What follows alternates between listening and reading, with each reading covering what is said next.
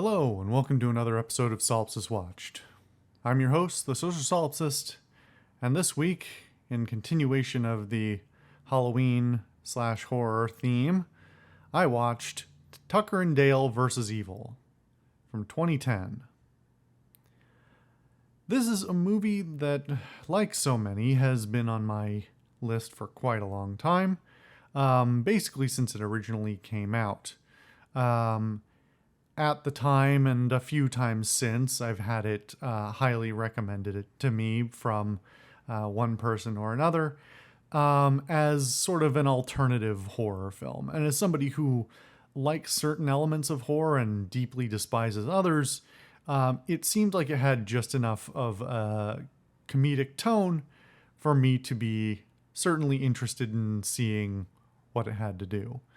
In addition, with Alan Tudyk being a major character in the movie, I have a great love of his performances, and so I wanted to watch it for that reason as well. But it's one of those things that keeps falling down the list as like, I don't know if I'm in the mood for a horror comedy or whatever right now. But it seemed like the time to watch it. It is more of a comedy and more of a horror than I thought, actually. I expected something a little bit different, and I think that is in no small part due to the title. The title, Tucker and Dale versus Evil, kind of gives away right off the bat that it's going to be comedic, and obviously in the promotional material they didn't hide that was the case. But it is versus Evil certainly implies a more a more engaging and specific evil than we ultimately get in the film. I don't think that's a spoiler to say. It's maybe a little bit of a tonal spoiler. I am going to spoil the core conceit of the movie here and now because I don't think it's a spoiler. It's given up in the first 5 minutes or less of the film, which is basically that the whole film is about these two, for want of a better term, hillbillies. These kind of like backcountry guys who, through a series of misunderstandings, appear to be like the hillbilly killers from a bunch of other horror media. That trope of the like murderous hillbillies is on display and used as a joke throughout the entire film as there's not actually a horror here, it's just a misunderstanding or a series of misunderstandings. And that is what sort of surprised me, given that like the implication of a greater evil, it's kind of unclear at the end of the film what the evil is, at least a specific evil versus just a general idea of evil, perhaps a misidentified evil. And so I don't want to say I was necessarily disappointed, but it was not the film I expected to see. I was fully expecting this is the redemption of the uneducated hillbilly, yokel, whatever term you want to use. And it's a redemption thing where they get to show that they are far more capable than, the average horror protagonists and get to, show up the evil and show that they're more than capable of dealing with it in ways that the city folk are not. So I was a little disappointed not to see that, but there's still a lot that's interesting here. The core plot is pretty simple. Like I said, the idea of there's a bunch of horror tropes at play that are either implicitly or explicitly called out as ridiculous and, showing this sort of social divide between these city kids not understanding what's going on in some, country town or backwoods area, and thinking that these guys are just spooky just because they look like they're from this place. And it is ripe with funny moments and interesting, sort of like not super deep, but interesting moments of, oh yeah, that is super stupid.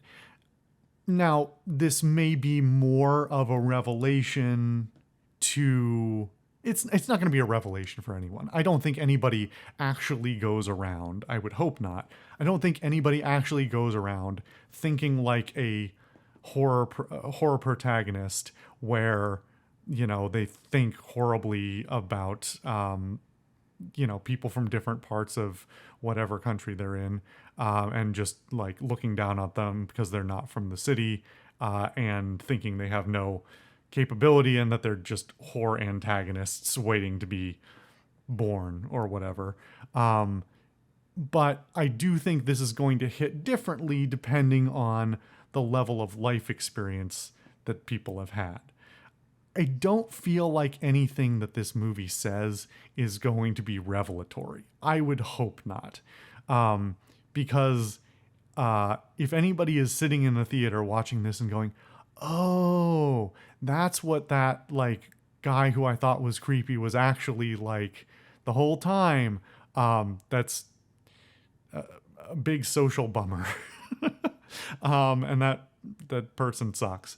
But it's at least interesting in sort of mocking the tropes, and these horror tropes that have permeated, basically all of cinematic horror. It's interesting that there's always, in the horror genre, there's always a pretty specific or a pretty general idea of fear of the unknown. And I think it's pretty specifically American thing. I mean, I'm sure there are analogs in other countries and other locations, but especially there's a through line in cinema of horror movies where the antagonists are rednecks, backcountry people, whatever, and could easily be, at least to some extent, misunderstood. But what's more interesting is thinking about deconstructing where that comes from in the first place. In a lot of those cases, the piece of media is not saying, oh, they're horrible because they're from they're rednecks. They're horrible because they're also cursed or whatever. And there is certainly there are aspects of how America was developed, geographically and socially, and so many other things that we could dig into about why there's this mythology of sort of like Southern and Appalachian people being like spooky and weird. And a lot of it is in line with a lot of other groups, sort of all over the social landscape of the United States and beyond, of the othering of groups and how deliberate isolation by majority groups or whomever else continually alienates a group until they seem progressively more alien and seem to almost, at least to the perspective of the majority, seem to instigate their own continued isolation. And that's a huge social problem. That's all over all sorts of social interactions of just the moment you start thinking of people as subhuman or too different than yourself, you start to see them in lights that are dangerous when really some conversation and a growing understanding between individuals or between groups is not that hard to achieve, and the differences between people are not that far apart. So I find it really interesting in terms of trying to interrogate this very deep social issue that permeates all aspects of American life and life in general for people all over the world. But with that all said, it's not that deep. Unfortunately, it doesn't go that far. It is much more comedy slasher than it is comedy horror. It is more comedy than social commentary. There is not some greater revelation that happens on the whole over the course of the film. For the most part, these misunderstandings and the horror tropes, both the ones against the hillbillies versus, as well as the ones of the like poorly behaved college kids, are mainly there to facilitate the continued idea of the horror. But most it's played for very overt jokes as they progress, and like these college kids get progressively wilder ideas about what is actually going on and injure or whatever, do things that are completely insane from the perspective of our two protagonists. It is mostly there for comedic effect and for perpetuating the status quo in order to sort of facilitate what limited story there is. I'm not actually going to talk about the specific story and why why they don't just,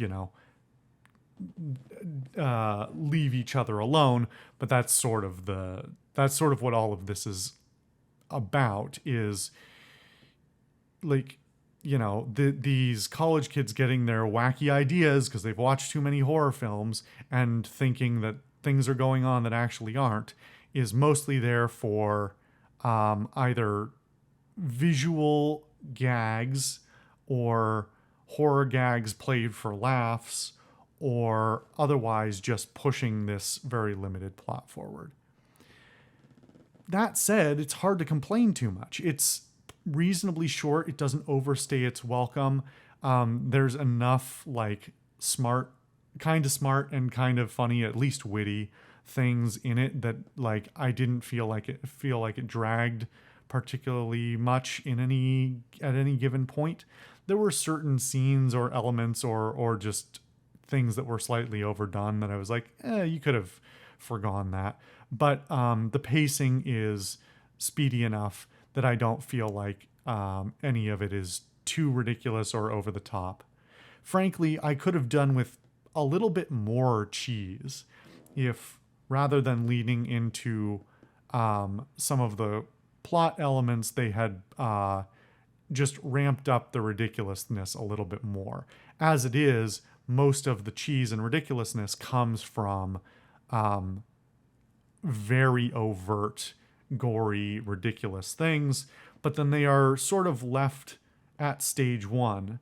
They are just like, and so horror thing happened, but given the tone, it's funny. And that's fine. It's just not quite as deep as I wanted it to be.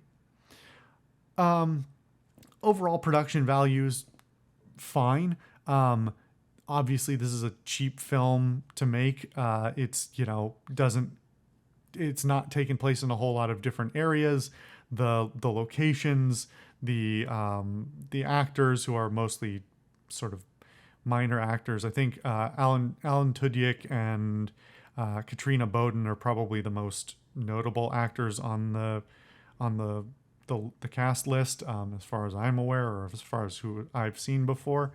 And so the whole thing is like low production value without looking sketchy or like underproduced.